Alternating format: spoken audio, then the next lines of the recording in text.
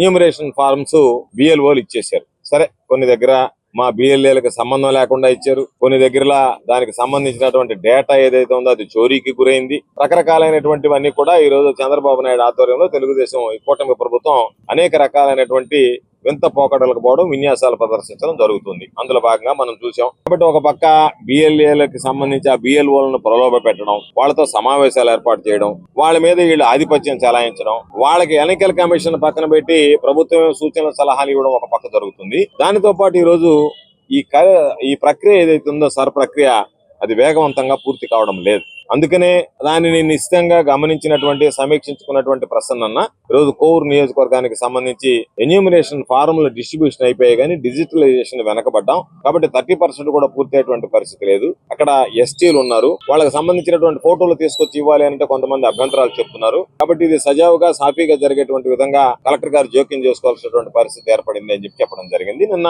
మాకు సంబంధించినటువంటి ఎన్నికల కమిషన్ సిఇఓ గారికి, అదేవిధంగా ప్రధాన ఎన్నికల కమిషన్ కూడా మా పార్టీకి సంబంధించినటువంటి అప్పిరెడ్డి గారు, జనరల్ సెక్రటరీగా ఉన్నటువంటి లేళ్ల అప్పిరెడ్డి శాసన మండలి సభ్యుడు మా పార్టీ తరఫున వెళ్లి ఇది డిజిటలైజేషన్ అనుకున్నటువంటి గడువు లోపల పూర్తయ్యేటువంటి పరిస్థితి లేదు కాబట్టి కాస్త సమయాన్ని పొడిగించాలని చెప్పి కూడా ఎన్నికల కమిషన్ కోరడం జరిగింది. ఈ డిజిటలైజేషన్ ప్రక్రియ పూర్తి కాకపోతే చాలా మంది ఓటు హక్కును కోల్పోయేటువంటి పరిస్థితి ఏర్పడింది. కాబట్టి డిజిటలైజేషన్ పూర్తి కాగలిగితేనే అర్హత కలిగిన వాళ్ళందరికీ కూడా ఓట్లు వస్తాయి. కాబట్టి మ్యాపింగ్ పూర్తయింది, ఎన్యూమరేషన్ ఫామ్స్ రిటర్న్ చేశారు, సంతకాలు పెట్టి అన్ని రకాలైనటువంటి ప్రక్రియ పూర్తయినా ఫిజికల్ ఫామ్ లో వాళ్ళకి చేరినా డిజిటలైజేషన్ కూడా 14వ తేదీ కల్లా పూర్తి కావాలని చెప్పి ఎన్నికల కమిషన్ నిబంధన ఉన్నటువంటి నేపథ్యంలో ఈరోజు దాన్ని పూర్తి చేయలేకపోతున్నారు. కాబట్టి మీరు ఏ విధంగా పూర్తి చేస్తారు, ఎటువంటి మీరు దానికి సంబంధించినటువంటి ఏర్పాట్లు చేశారని చెప్పి డిఆర్ఓ గారిని అడగడం జరిగింది.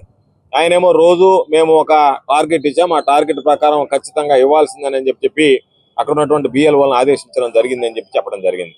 అయితే వినడానికి బాగుంది, చెప్పిన విధానం బాగుంది, కానీ ఆచరణలో అది కనిపించడం లేదు. కారణం ఏమంటే కొంతమంది విఆర్ఏలు అంటే గతంలో తలారీలుగా పనిచేసినటువంటి వాళ్ళు ఈరోజు విఆర్ఏలుగా ఉన్నారు. ఆ విఆర్ఏలను కూడా బిఎల్ఓలుగా వేశారు. కాబట్టి వాళ్ళకి కంప్యూటర్ నాలెడ్జ్ లేదు కొంతమందికి. కాబట్టి రకరకాలైనటువంటి ఇబ్బందులు ఉన్నాయి.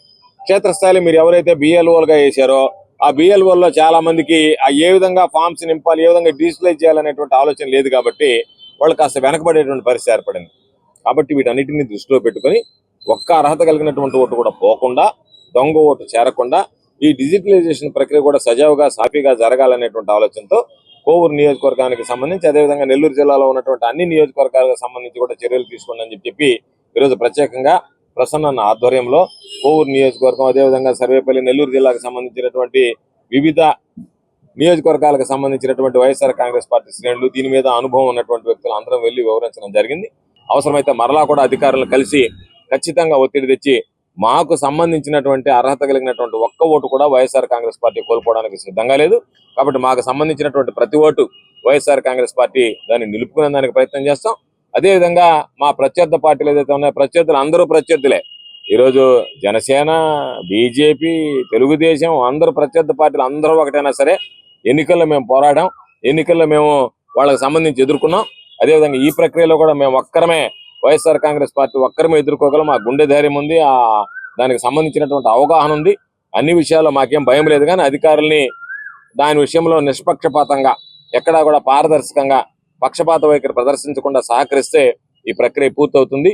వైఎస్ఆర్ కాంగ్రెస్ పార్టీ సానుభూతి పరులు ఓట్లు వేయాలి, ఎత్తివేయాలనేటువంటి దుర్మార్గమైనటువంటి ఆలోచన కానీ, తెలుగుదేశం పార్టీకి సంబంధించినటువంటి దొంగ ఓట్లు చేర్చుకుని దాని ద్వారా గెలుపొందాలనేటువంటి దురదృష్టకరమైనటువంటి ఆలోచన కానీ దయచేసి తెలుగుదేశం పార్టీ చేస్తున్నటువంటి పరిస్థితుల్లో అధికార యంత్రాంగం వాటిని నిలువరించి న్యాయబద్ధంగా, చట్టబద్ధంగా, రాజ్యాంగబద్ధంగా ఎన్నికలు నిర్వహించేటువంటి విధంగా, అర్హత కలిగినటువంటి ప్రతి ఒక్కరికి ఓటు ఉండేటువంటి విధంగా, అర్హత లేనటువంటి వ్యక్తులు ఓటు తొలగించేటువంటి విధంగా వైఎస్ఆర్ కాంగ్రెస్ పార్టీ కృషి చేస్తుందని ఈ సందర్భంగా తెలియజేస్తుంది. హలో సత్యం, నాన్నకి ఉన్నట్టుండి మూతి వంకరపోయింది, కాలు చేయి కదిలించడం లేదురా, పెరాలసిస్ అనుకుంటా. నాకు చాలా భయంగా ఉందిరా, త్వరగా రారా సత్యం. ఏంటి, నాన్నకు పెరాలసిసా? వస్తున్నా అమ్మా. కంగారు పడుకు సత్యం, వెంటనే మీ నాన్నని ఎన్ఎల్ హాస్పిటల్కి తీసుకుని వెళ్ళండి. పెరాలసిస్ వచ్చిన 4.5 hours లోపల ఇంజెక్షన్ చేస్తే పెరాలసిస్ నుంచి రికవరీ అవ్వచ్చు. అవునా? సమయానికి చేతిలో డబ్బులు కూడా తక్కువ ఉన్నాయి. మనలాంటి సామాన్యుల కోసమే సామాన్యుడికి సైతం కార్పొరేట్ వైద్యం అనే నినాదంతో ఎన్ఎల్ హాస్పిటల్ మనకు తోడుగా ఉంది. అక్కడ 1-2 వెల్ ఎక్స్పీరియన్స్డ్ న్యూరాలజిస్ట్ డాక్టర్లు అందుబాటులో ఉన్నారు. వెళ్ళిన వెంటనే సమయం వృధా అవ్వకుండా ట్రీట్మెంట్ మొదలు పెడతారు.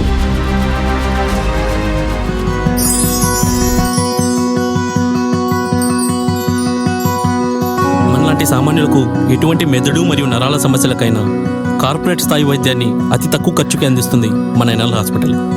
ఎనలేని అనుబంధం. NL hospitals, opposite water tank, Magunta layout, near Annamayya circle, Nellore.